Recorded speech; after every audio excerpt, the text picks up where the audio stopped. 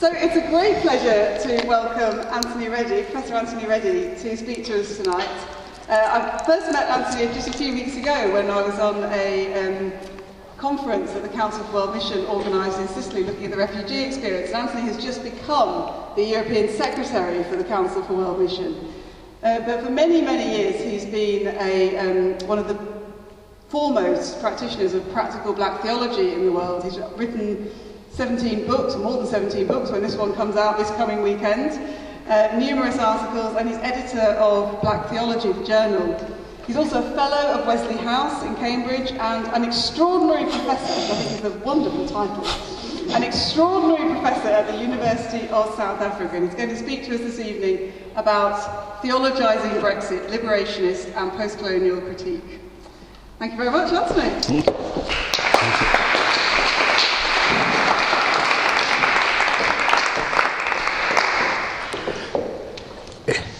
It's a great honour to be here, especially given at one point there was a problem on the train line and it looked like I might not actually get here at all. So obviously I'm grateful to be here, although I came in slightly later than planned. I was always told by my mother to get your apologies in first, so let me get the apologies in first. Theologising Brexit, the book on which this talk is based, the book is, I'm told it should be out by the end of the week. I've been talking about it, but I haven't seen it yet. So I'm told it does exist, but I'm taking that on a matter of faith because I haven't seen evidence of the book. But the book is not about the European Union. And that seems a bit odd because obviously the whole point of Brexit was indeed the European Union. But I'm not talking about the European Union. What I'm talking about is, what does it mean to be British? And what is it within the British identity, more particularly the English identity, that makes us feel at best different from, but I think more problematic, believe ourselves to be better than other people across Europe? That's what the book is particularly about, and it's theologising Brexit because I want to argue, and hopefully it'll come a bit clear in the next few minutes, that you can't understand British identity if you don't understand the development of colonialism and empire, and the significance of Christianity within that development that helps to shape our identity. And I say our identity, this is a Yorkshire accent. I've lived for 35 years in Birmingham, but as I say, you can take the man out of Yorkshire, but you can't take Yorkshire out of the man. So I'm from God's own city of Bradford. But I'm sure Liverpool's good, but just not quite on the same level as Bradford, of course. So I'm English. So all the things I'm critiquing, I'm also critiquing myself. Because the truth is, in all the years I've been growing up, I've never ever once called myself European. Never once called myself European. I'm British, but I'm particularly English, and really the truth is I'm Yorkshire.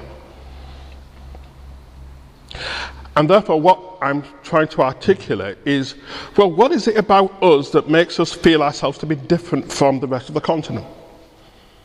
In ways that I think are not always wholly negative. I think there's something about how we see ourselves that I think can be affirmed and applauded. But I think the fundamental problem is that there's a lot that is in our identity that we have never wrestled with. So let me start by telling you a story which I think serves as a metaphor for the book and for the research. So aged 7 years old, I woke up one day just before Christmas with chicken pox. Came at a bad time because you can imagine Christmas is full of parties and stuff, and there were no parties for me because I had chicken pox and I was quarantined, so I couldn't spend any time with my friends. Unfortunately, I then passed it on to the rest of the family, so all of us had chicken pox. And all I remember is the fact just feeling uncomfortable, itchy, and it was awful. But it passed, it went. Chicken pox disappeared. I was cured of it. 5 years ago, it was a particularly difficult time of my life, and I woke up, this time not with chicken pox, but with big boils all over my body, and I had shingles. Didn't recognise it at first, and went to the doctor. The doctor said, oh, you've got this thing called shingles. I've heard of shingles, but didn't know what it was. So So the doctor said to me, tell me, I'm assuming that you had chickenpox as a child. Now, my first thought was it was such a long time ago that I could barely remember. So I said, no, I don't think so. I said, no, it must be. Think hard. And then I thought, oh, yeah, I did. Yeah, I did. Yeah, just before my 7th birthday. I said, okay. He says, well, basically, shingles comes out of the virus that is implanted in your body from chickenpox. So you have chickenpox as a child. Then it doesn't go away, it's just incubated in your body. And then at a particular moment of stress in adult life, it comes back. But comes back in a more virulent form than chickenpox was. Chickenpox was child's play compared to shingles. If you remember nothing else of this talk, then it's this. That Brexit is the shingles to the chickenpox of empire. Brexit is the shingles to the chickenpox of empire. You cannot understand Brexit if you do not understand the construction of empire and of a particular form of English nationalism that has been part of the DNA of this country for the last 500 years or so, and which we have not deconstructed. I'm not saying we should be ashamed of it, we just don't even realise how significant it is as part of our psyche. And therefore, much like chickenpox, it comes back at a particular point and then rears its ugly head and then gives rise to all kinds of negativity. So what I'm saying in the book, to be very clear, I'm not necessarily arguing in favour of the European Union. As a socialist, there's a lot about it and its economic ways of working that I find problematic. So the book is not arguing in favour of the European Union, but it is arguing against Brexit. And it's arguing against Brexit because of the impact that has had and will have upon our psyche as a nation. That if underpinning Brexit is nationalism, nationalism is invariably always built around boundaries of who gets included and who doesn't, who belongs and who doesn't, who really belongs and who doesn't.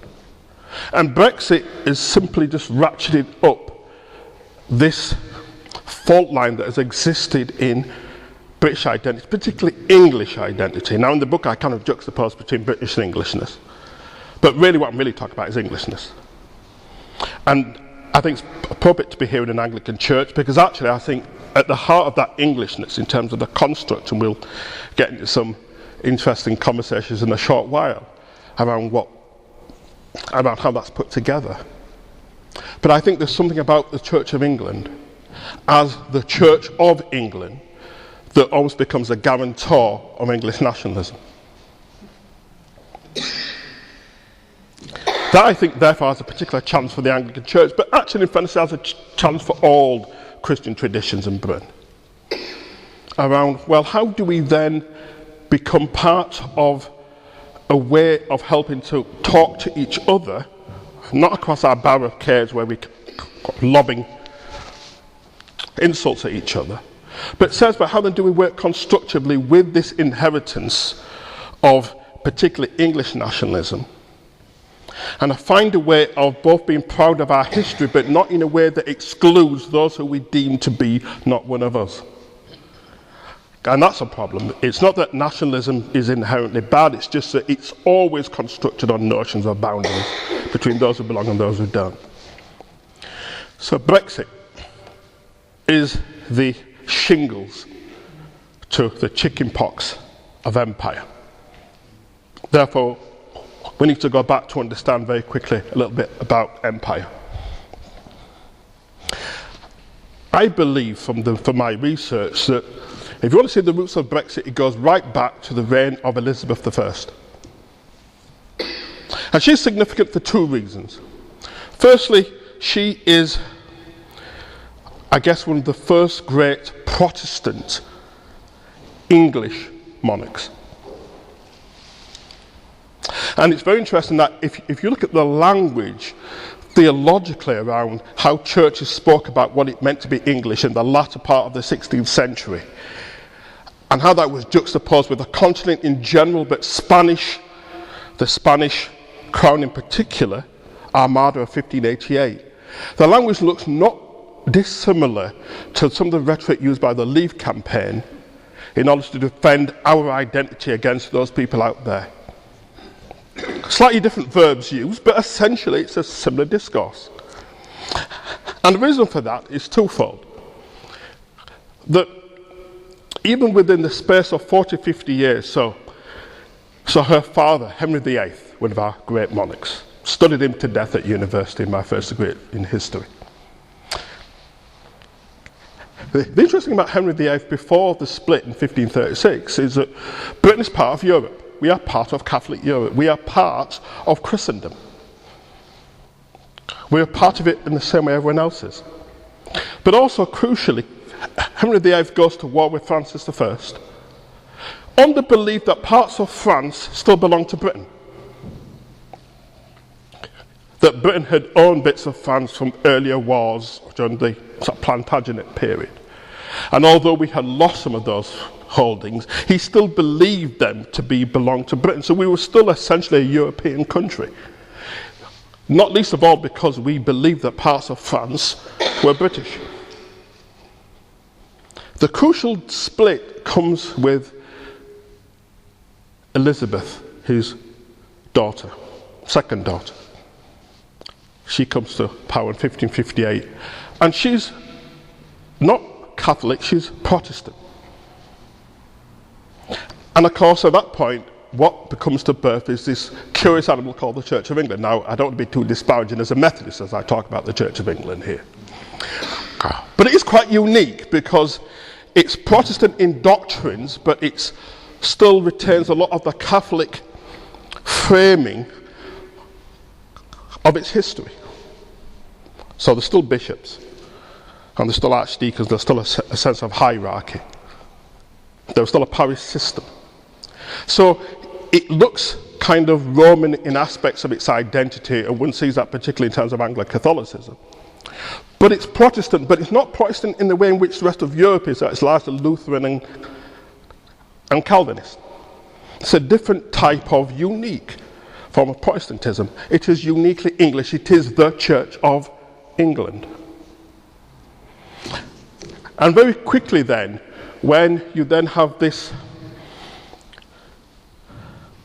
opposition from the rest of Catholic Europe, particularly from Spain, that wants to depose Elizabeth as being a heretic because she's not Catholic, and therefore the Armada comes to depose her.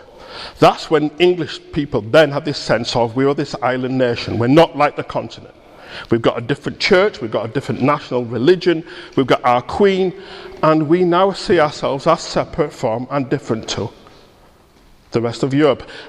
And actually, if you look at the stuff that gets written particularly by church leaders, particularly by bishops, when the Armada is defeated, it is a celebration of English nationalism. But also it's a celebration of somehow God has a particular love for the English, that God loves the English more than anyone else. That's what we're convinced by. Because if you look at the historical odds, we should have lost the Armada. Their army is several times bigger than ours, and the truth is, even Elizabeth was prepared to try and do a retreat and to have a minority government on the assumption that the invading forces would take over the south. But it doesn't happen.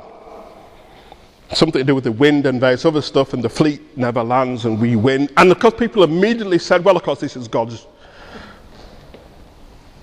judgment. God clearly loves the English and clearly does not want us to be conquered, and clearly there's something special about us. Now that sense of being special and be part of a special role in God's economy then becomes one of the drivers for empire. That we are so confident in our identity at home, we want to reproduce it across the world in other places. And we are very successful at it. So the biggest empire the world has ever seen is the British Empire. I still come from that era, although I'm younger than some of you. I'm not boasting, that's just a kind of fact. But the truth is, I'm only younger than most of you because that's how church is these days. I still get called young and I'm I will be 55 in October. So a young man, they're saying, it's like, really, that's how sad we are. I'm young. But I still remember sitting in geography lessons where we'd have a picture of the globe and all the bits in pink were owned by Britain. And the sun literally never set on the empire. If you go from the farthest east, New Zealand, Pacific Islands, and you go right across to furthest to the west and you go to Canada, and all points between, the sun never set. And the empire helps to create a sense of English, particularly English, but also British exceptionalism.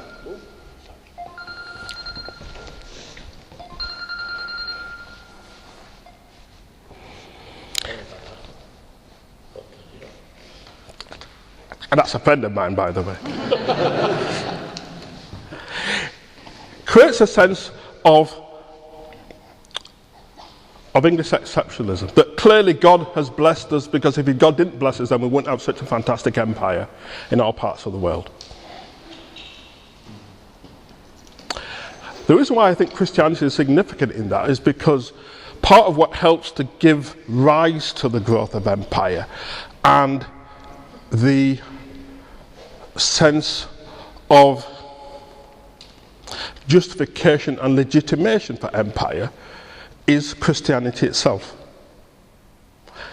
So 1857, one of the great missionaries of the 19th century, a man called David Livingstone, who was working mainly in southern Africa. As Miranda said, I work for the Council for World Mission. Our forerunner was the London Missionary Society, the LMS.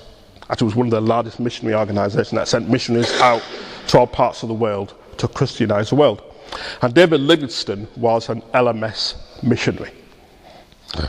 So when I tell this story, it always has a particular kind of resonance now, because I worked for the organisation who were the foreigners that sent him out, working mainly in what we would now call Zambia and Zimbabwe, in those days Upper and Lower Rhodesia. So in 1857 he gives a talk in Oxford and says that the basis of the British Empire is the 3 C's: commerce, civilization, and Christianity. So Christianity is the theological and philosophical underpinning that justifies commerce and civilization. And it's very interesting that if you read the accounts of the missionaries, and of course the truth is all their motivations are mixed. So they go from some of the most heroic individuals who made real sacrifices in order to share the gospel, and did so not on the basis of any sense of arrogance, but out of a sense of real servanthood. It's important to say that, alongside some of the more cynical opportunists. So it's a long gamut. But what underpins all of them is this clear sense that we are doing God's work. And God has set this mission for the English, particularly the English, but the British on the whole, to colonise the world in order to civilise them. Of course, you may be stealing their resources, but you see, that's a kind of covenant thing. That we are civilising you, and in return, we are helping ourselves to your resources. But it's a fair swap, because salvation lasts forever. And your resources are only limited anyway. Obviously, I'm putting it in a particularly sort of pejorative way, but essentially that's what it kind of comes down to. Civilized commerce, civilization, and Christianity. So mission Christianity has a huge role in helping the British to have a sense of its importance in the world. So you've got this little tiny island, 44,000 square miles all the way around, that then owns a quarter of the world. Essentially what I'm saying in the book is, empire goes, but our sense of grandeur and entitlement that came from being such an important place in the world has not diminished. We still think of ourselves, if only subconsciously, that we're just British, we're just different to everybody else. If you want to see an example of that, then just think of the rhetoric that we've had to live through over the last few months, where those on the Eurosceptic wing have said, but we're not happy with what May said, she should go back and tell them again that we're British. It's the equivalent of, you don't quite understand me, let me just talk a bit slower and shout a bit louder and then you'll get it. We are British, what do you not get? We want a special deal because we're British.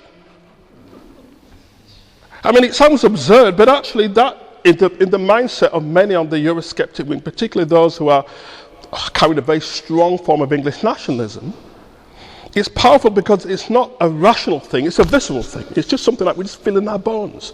We just know ourselves to be better than and different to. So therefore, why can't they see that? Why can't they get it? It's very interesting having conversations with people who really buy into that. So my brother-in-law, I love dearly, from Yorkshire, like myself. He is conservative, which is interesting in our family of broadly on the whole liberal lefties, but you know, we live and let live, kinda. Till too much drink is involved and then it gets a bit ugly. But on the whole, we live well. He's also called Tony. I'm Anthony. And it's interesting talking to Tony because Tony is an English nationalist. Really don't like the Scots. Can just about tolerate the Welsh. Would rather not talk about the Irish, except for when it's then about empire, in which case then Irish are really, really British, but not properly British, you understand. And it's very interesting in that Tony is convinced that Europe will capitulate eventually because we're British. Now, when I say to him, like, you do know that makes no sense, and that's what, if you think about it from their perspective, and I just spent a week in the Netherlands with my work facilitating a conference in Utrecht. And one of the things, and people came from all over Europe, and the one thing that unites them is they are damned if they're going to let Britain get their own way. That's the one thing that unites them. That all of them have issues with the European Union, none of them particularly love it, but the one thing they're certain of, that they're not going to let Britain get away with the idea that we can get our own way. So I'm sort of saying to Tony, but you do understand that it's not in their best interest to let us get away with a good deal, because if we do that, then everyone else will want a good deal. And the European Union will fall apart. Therefore, they have to punish us in order to ensure that everyone else stays in line. And no matter how much you try to explain that to me, he says, no, it won't happen, because if we leave without a deal, they will fall in line because we are British. Well, obviously, we will see what happens. And I could be proved wrong. Europe might well capitulate. Thankfully, I don't deal with any of that in the book, so the book is not dependent upon whatever is going to happen next, because I don't know it any more than anyone else does. But it's important to realise that you cannot understand our internal identity if you don't factor in the fact that we've had this empire that has given us this sense of grandeur and this sense of entitlement. We're not just any small rock of island in the sea, we are a particular one. And in the book, I should have brought it with me, but there's that famous quote from Henry II by Shakespeare. And it's interesting that he wrote that play in 1596, so just a few years after the Armada. And a lot of people reckon that part of what he's doing is using a historical fact in order to talk about the present. And it's this scepter dial, this jewel in the sea that God has a particular love for. I don't know the speech off by heart, and I don't have the eloquence of Laurence Olivier. But think when that film came out, it was made in 1944, in colour, with huge resources that the government gave Olivier to make it, as a way of drawing on English history at the time where we were also fighting Europe, particularly the Germans. And that actually is an important part of the whole Brexit story. So being in the Netherlands, for them the European Union is a naturally good thing because it unites people who have been at war, particularly a country that was occupied. We were never occupied. Well, obviously that's not quite strictly true. Obviously, like the Channel Islands were occupied, but we don't really care about them. We were not occupied. Therefore, World War II was not a disaster It's our last great hurrah. It's the Dunkirk spirit. And it's interesting how that gets invoked. I once heard a local politician in Birmingham, in my area, literally say, as a matter of policy, well, of course, like we should stand for Europe, because actually, like, we beat Germany twice in the last century. And you think, so, seriously, I mean, that's the basis on which, like, we should go for a no deal, because, like, we beat them twice at the war. But actually, that is an important part of our identity. An island nation standing against the rest of Europe, by itself, the plucky little Brits, and we hold out and we win. Now, part of our sense of chutzpah that helps us to do that is that history. So I'm not attacking the history per se. Empire without creates identity within. And Christianity has a huge, significant role in that, in terms of our sense of having a special relationship with God, we believe, that has never entirely disappeared. Therefore, one of the challenges that has been unresolved in British identity actually goes right back to the 1948 Nationality Act. So in 1948, the then Labour government passes an act that says anyone in the British Empire who is British by dint of being part of the empire has the right to come and reside in the UK. That is significant because that then gives rise to the Windrush, which we celebrated over the last weekend, first National Windrush Day. I'm part of the Windrush legacy. My parents came to Britain from Jamaica in 1957. They came on a blue passport. Obviously, that's what we want back again, a blue passport. Not a European Union one, because like, we're not European, like we're British. And they came on a blue passport because Jamaica was not independent. Jamaica was a crown colony that used pounds, shilling and pence and used to close half day on a Wednesday. Some of you actually may remember those days. Pound, shilling and pence closed half day on a Wednesday. And my mum would speak proudly of coming to the mother country, believing herself to be as British as anyone else is, because that's how she was brought up. In school, she didn't learn Caribbean history, she learned British history. She didn't learn African poetry or Christian or Caribbean poetry or African poetry, she learned Shakespeare and Milton and Byron. And certainly into her old age, she could still quote it off by heart. I was much disappointed that I did not quite share her love of English literature as she did. So she came as British, with the passport to prove it. But of course, one of the fundamental problems that underpinned British identity, which I think is still the fault line of Brexit, is that because of English nationalism, real belonging wasn't just anyone who was British, it was anyone who was British but white. That's one of the fault lines that we have not wrestled with and deconstructed. So in 1982, Paul Gilroy, very famous Caribbean British sociologist, cultural theorist, writes a book which I use quite a lot in the study. And his book is entitled There Ain't No Black in the Union Jack. There ain't no black in the Union Jack. And what Gilroy shows is, he says, well, actually, part of this construct of Englishness and Britishness as a broader category is predicated, is based upon an unstated assumption that real belonging is whiteness. Therefore, it was okay for these old people to be British so long as they stayed out there.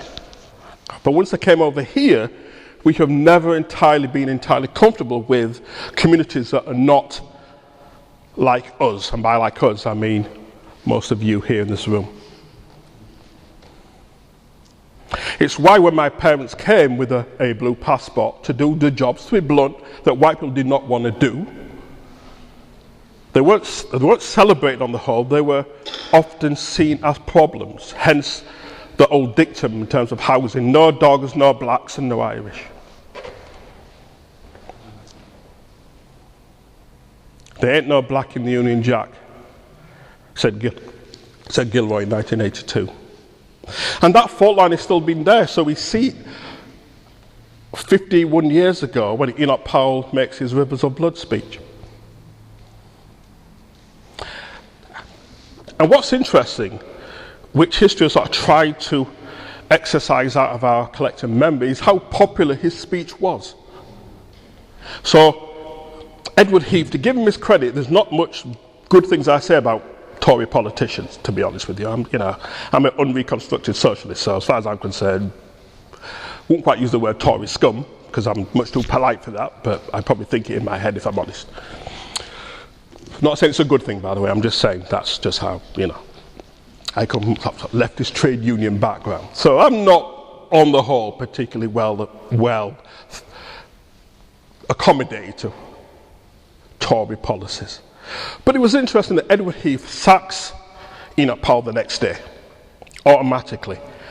But 40,000 trade unionists send in letters to say, but actually we support him. He's speaking up for us. And I still remember my father telling me many years ago the sense of betrayal he felt because he was a trade unionist at the time, a shop steward in the General and Municipal Workers Union, GMWU.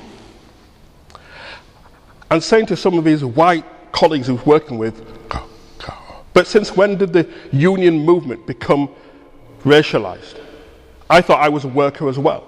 And they were sort of saying, yeah, but you're not really one of us, even though he thought he was because he paid his dues and was part of the union movement.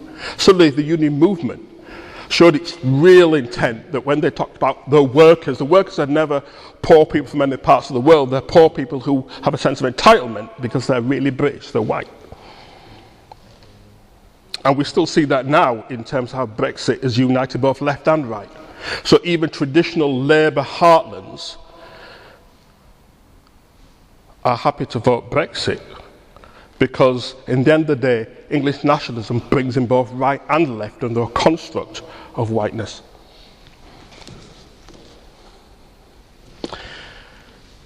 This is where the theology comes in and makes our church, and well, it's a challenge to Christianity, but I think a particular challenge to Anglicanism. So in the book, it's only a footnote in the book, but I just want to make a little bit more of this as a way of summing up now. So, two BBC comedies that show different ways of seeing Christianity, but particularly the Church of England. Rev and The Vicar of Dibley. Hands up if you've seen both of them. Rev and The Vicar of Dibley. So, Rev is set in inner city London, with a very harassed priest who's trying to juggle all these various things in what looks like an increasingly impossible job. He's got a very unsympathetic archdeacon who looks a bit too cynical, which was interesting because at the time in Birmingham I think to myself, he looks a bit like the archdeacon I've come across, but let's not say too much about that. Who seemed to have the role of the bishop's enforcer. His church is full of all kind of odd characters with various social problems, but yet he believes that the church should be affirming of all people and their odd stories and their ways in which they come to faith or not faith, as the case may be. It is very much a reflection upon a particular type of Anglicanism, probably one that you may well recognise here, in the heart of Liverpool. Rev represents the form of Anglicanism that largely voted to remain. It affirms pluralism and difference. It affirms people's idiosyncrasies, but not on the basis of a particular set of bounded identities that is white. It is modern Britain.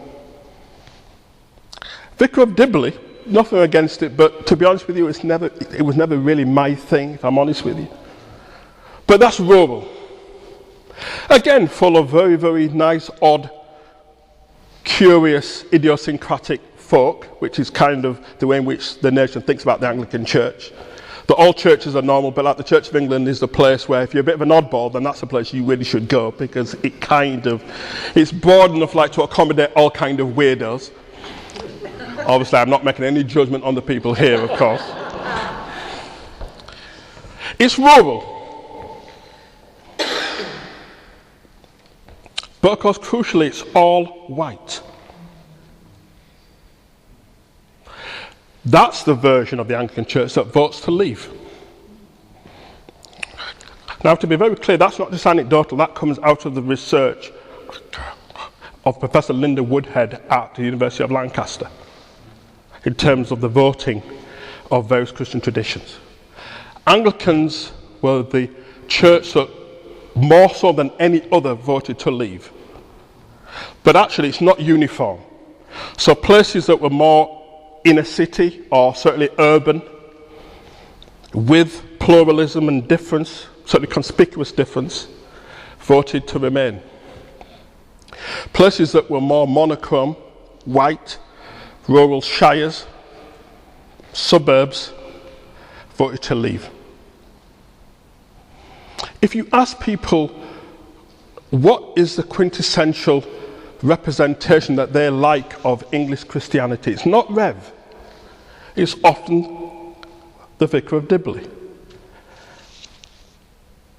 And part of that is because it fits into the pastoral images of our past. Largely a mythologized past, but it's a past that is still significant in terms of what we think of that past, where somehow all the problems that come with difference did not exist in those days. It's the idyll that says that people could go out and leave their door open and everybody knew their neighbours and all of us were friends and there were no social issues and no social problems and no poverty and all of us loved each other and it was fantastic. And of course everybody was white. Christianity is caught up in that because we have helped to perpetuate that myth itself. So in conclusion, what therefore is the challenge for the church? I want to offer two very quick models. I offer a whole number of models in the book. It's quite a big book, 120,000 words. I suffered from sort of verbal diarrhea. I just kept writing basically because there's just so much things I had to say.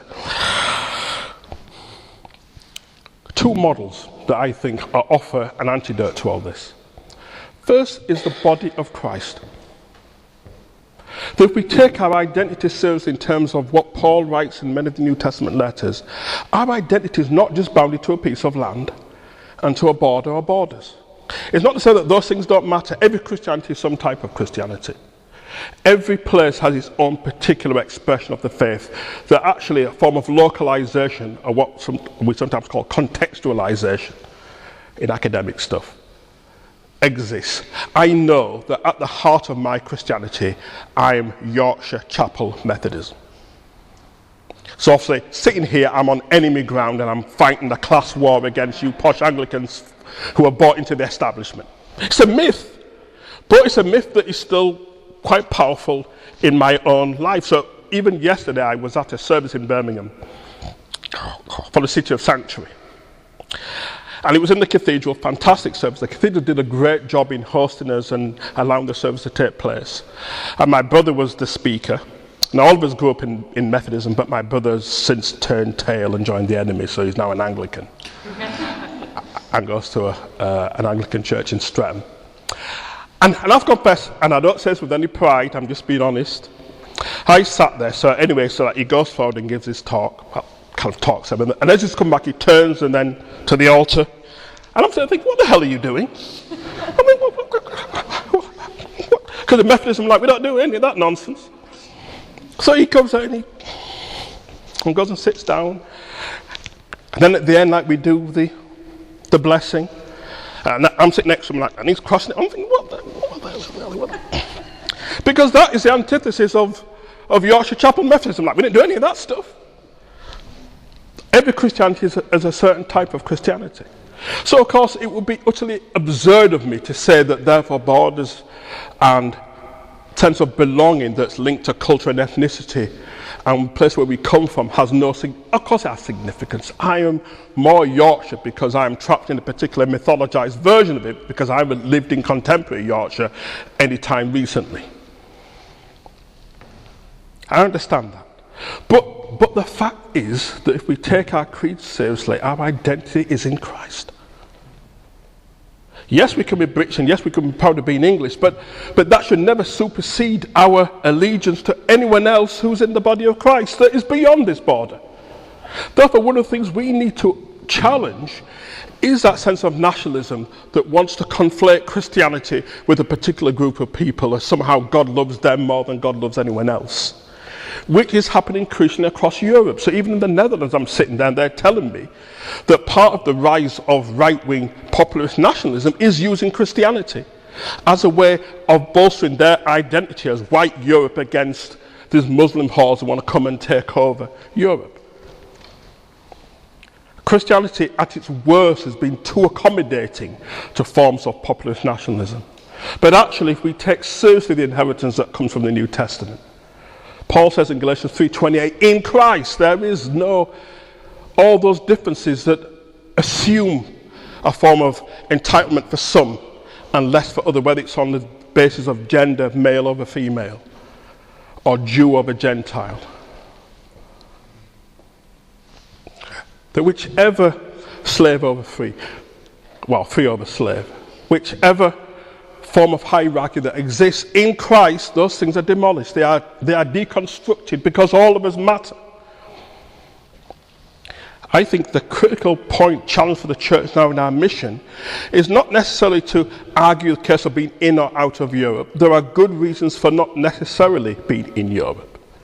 So as I said, my book is not pro-European Union, it's anti-Brexit on the basis of nationalism.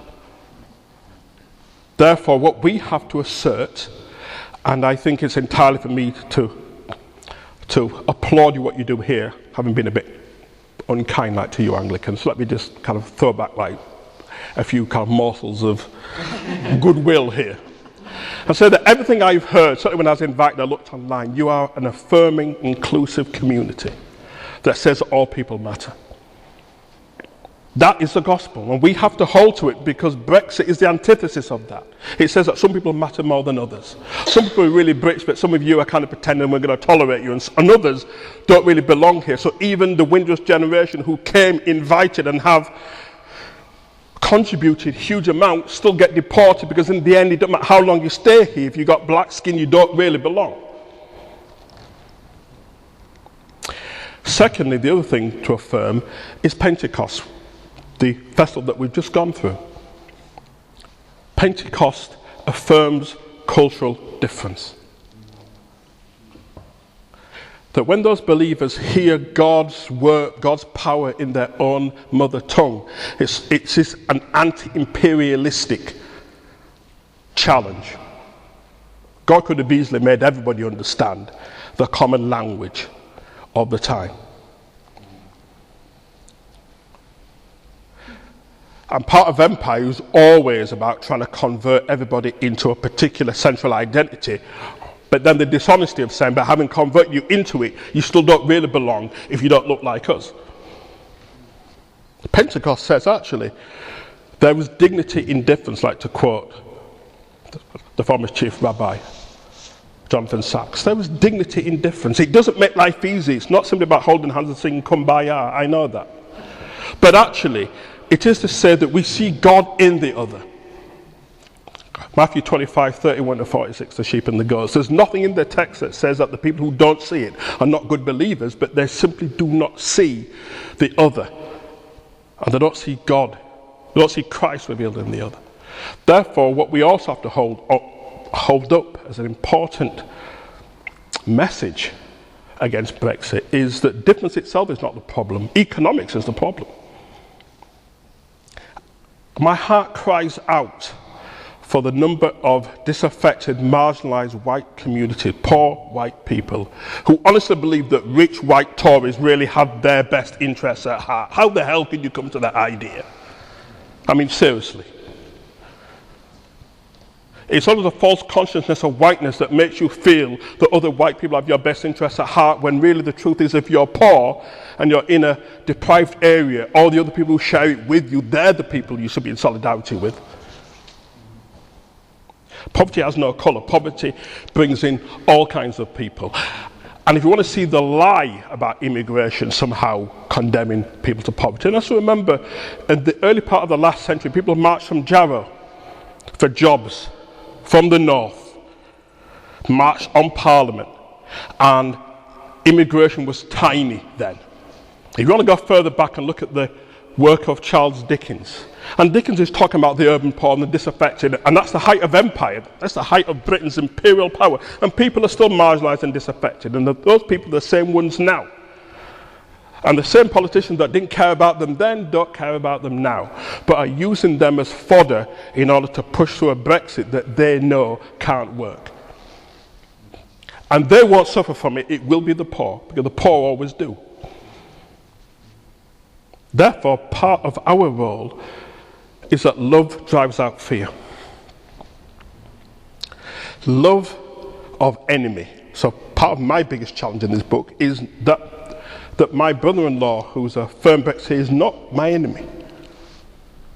We are still both created in the image and likeness of God. What we have in common is our humanity, and that's our Britishness, although we interpret it in different ways, but we're both still British. Somehow we will have to come together in order to try plot a future. I think the church has a key role in that, because reconciliation is at the very heart of what we believe about God's creation, that Christ reconciles all things to himself in God. I'll stop there. Thank you.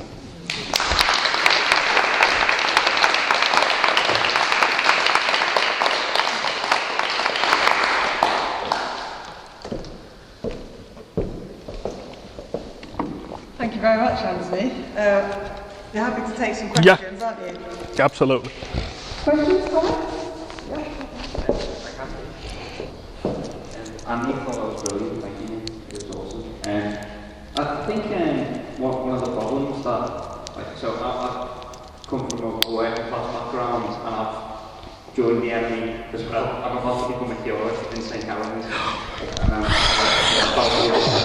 and one of the things that really bugs me is that as the Church of England, we're so comfortable, and what we do is we make stories that are from the Bible that are actually just horror stories into incredibly comfortable stories. So the Nativity begins with infanticide, not race, and then these two people have to flee their country. And one of the things that bugs me is as you were saying, if chickenpox is empire and shingles is the Brexit, well, what we've got to realise is that actually the theology that we instill in our children is actually going to come out. So unless we how do we develop a theology of immigration actually? Because there's so much in the Bible that speaks into welcoming the other. How do we go about that? Wow. Yeah. That's a good thing. Yeah, I agree with everything you just said. I think part of it actually has to be about how we then go back and reread stories, Bible stories, and put them both into their historical context in terms of when they were written, but also in terms of their relationship to how we live now. I think our problem is twofold. One is that we become so familiar with the stories that we don't really read them properly anymore. We kind of get those little bite chunks on the lectionary, so you get up and someone reads it, and we can't, I don't know about you, but I kind of zone. It's I heard that before. So we don't actually look at the implications of those stories. And alongside that, we then spiritualize them. So we think about, so what's the spiritual message of this? Which of course is hugely important, but actually, what does it tell us about human nature is also important. So the fact that it's within a sacred text doesn't mean that what necessarily happens itself is sacred.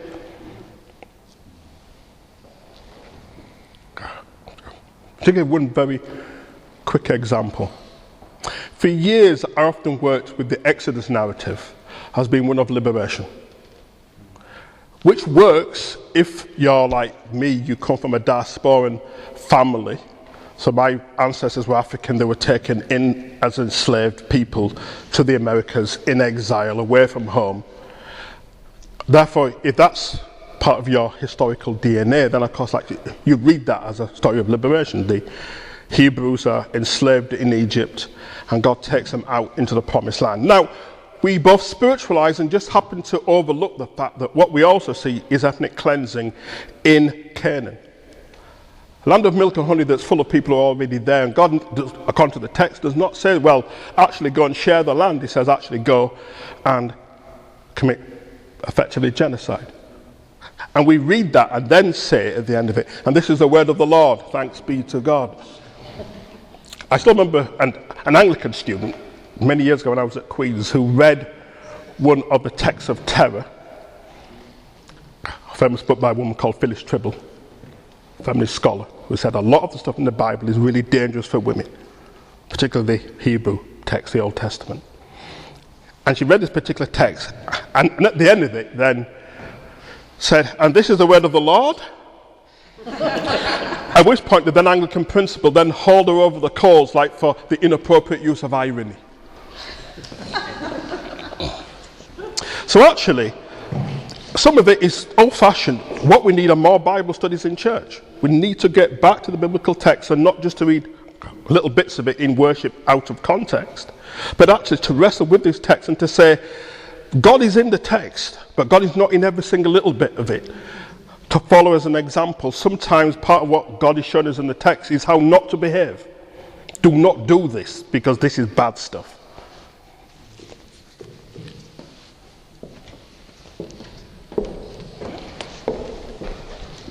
Thanks, Anthony. I'm with you all the way with your basic analysis. There's various bits of nuance that here and there that I'd like to sort of bring in. Interestingly, Pick one. I won't go down that route, but what I will sort of say about the Anglican thing is that I think because it's sort of the established church and linked with the national story, there's a particular rehearsing of things. I heard, for example, a bishop in connection with the Thy Kingdom Come prayer campaign a week or two ago relate the story of the National Day of Prayer before Dunkirk and the miracle of that. Yeah. That is rehearsed as a great deliverance of which the Anglican Church played a part. And there are other things like that. It leaves me also with a question about contextual theology. There are so many different contexts these days. But there is also the context, if you like, the London church, which is very inclusive. Yeah. The people who are anywhere people rather than somewhere people. How do you do a contextual theology for them? Yeah. Shall I start, or do you want me to gather 2 or 3 questions? Yeah, sure. Yeah. We've probably got about another 5 to 10 minutes, so maybe if I gather 2 or 3 questions and then Anthony can address things.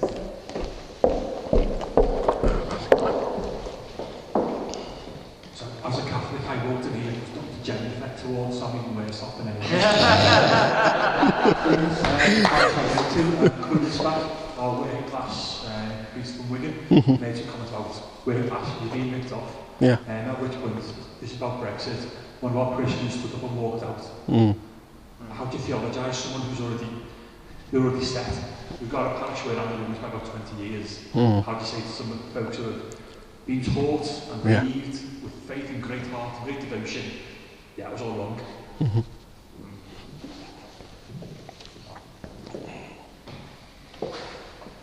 there another comment or question before I pass it over?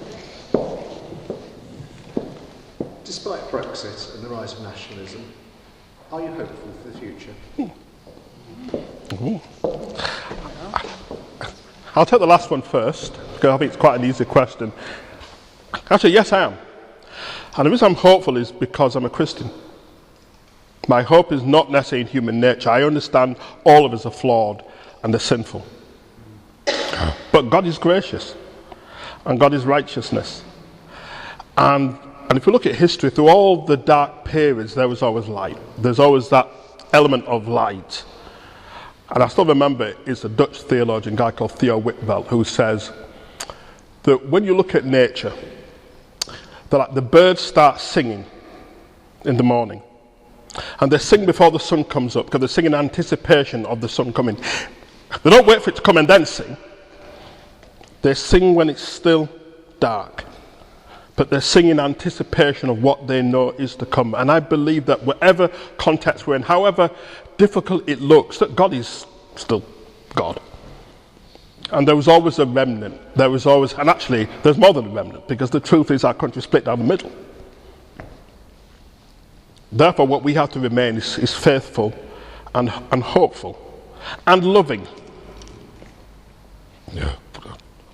Which then brings me to your second question. So one of the hardest things in the book to write was not to attack and to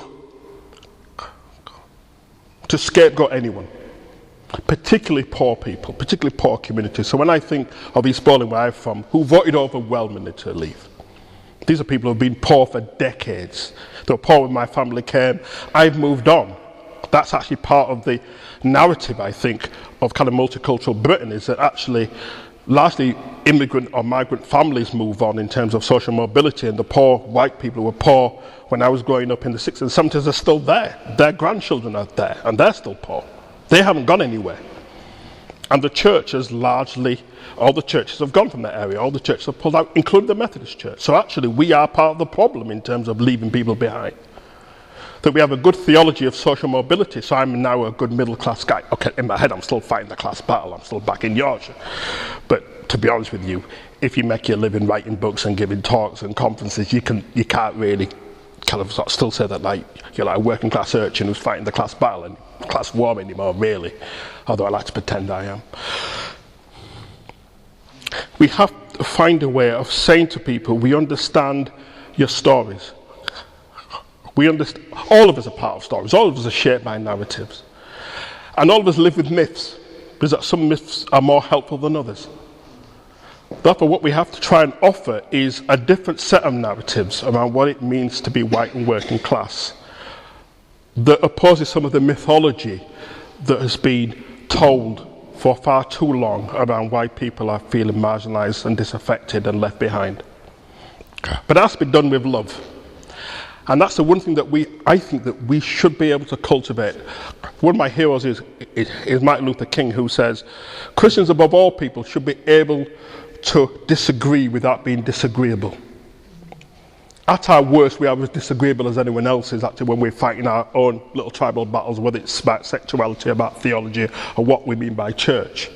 At our best, it has to be about, well, how then do we construct a conversation that acknowledges that all of us are sinful, and only God has the absolute truth. And we're here because of grace, not because of right or entitlement. So if Brexit is about entitlement, then actually none of us deserve to be entitled, because actually God is God, and God is righteous, and God invites us in, not because we deserve it, but because God is love. And that therefore has to punctuate how we then talk to other people. Part of our problem is that like for what you said, actually, you've actually got white working class people in your church. Well, that's a bit of a novelty anyway, actually. In a lot of the churches I talk, they haven't been in church for 2 or 3 generations.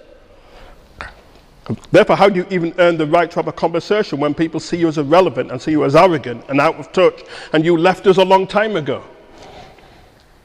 That's a big challenge. I think finally, I think there is something about the language of being journeying, of journeys. A lot of theologians have talked about that all of us have root R-O-O-T, but all of us have a root R-O-U-T-E. All of us have a root. All of us, even if we've only stayed in the one place, we still have a story about change and challenge and continuity. It's just a bit more explicit in London. But actually, our Christian narrative still has stories, whether it's Abraham, whether it's other stories, or people who have journeyed. And there's something about the journey and recognizing the way in which God accompanies on that journey that is not static, that there is change. And change is never easy, but actually we know change is part of the human condition. Part of our challenge with Brexit is that for a lot of people, they see a world that they don't recognize anymore. It's not the one that we grew up in. It's not the one that a particular mythology, like the Vicar of Dibley, if it were true, it was only ever true for a few people. And actually, so how then do we theologize around the past that always looks a lot better than it ever was? I still find myself being nostalgic for Bradford when I grew up. But what I've edited out of my head is the fact that actually we grew up in a back-to-back with an outdoor toilet.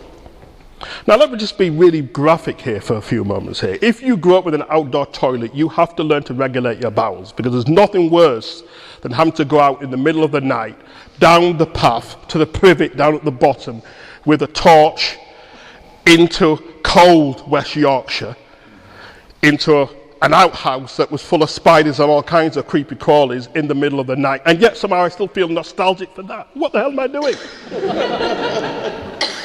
No one ever really wants to go back to the past. We just use it as a way of critiquing the present. Therefore, part of what we can also do as people of faith is say, actually, part of Christianity is always about dealing with change. So the people of Israel dealt with change. The New Testament church was beset and challenged by change. But yet our narrative is that however difficult that is, that God is with us. That's the story that we have to tell. It's not a new story, it's an old story. But we have to tell it in a way that is compelling for a particular context in which we're in, and to do it without the arrogance of the past. I think also as well, part of our difficulty with Brexit is it's a certain nostalgia for the past, when the church was a very arrogant, proud institution that didn't so much dialogue with people as tell them what to do. Those things have changed. Those times have changed. I'm glad they have.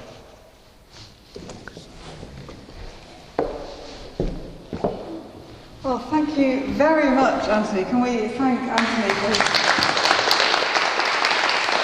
Thank you. Thank you.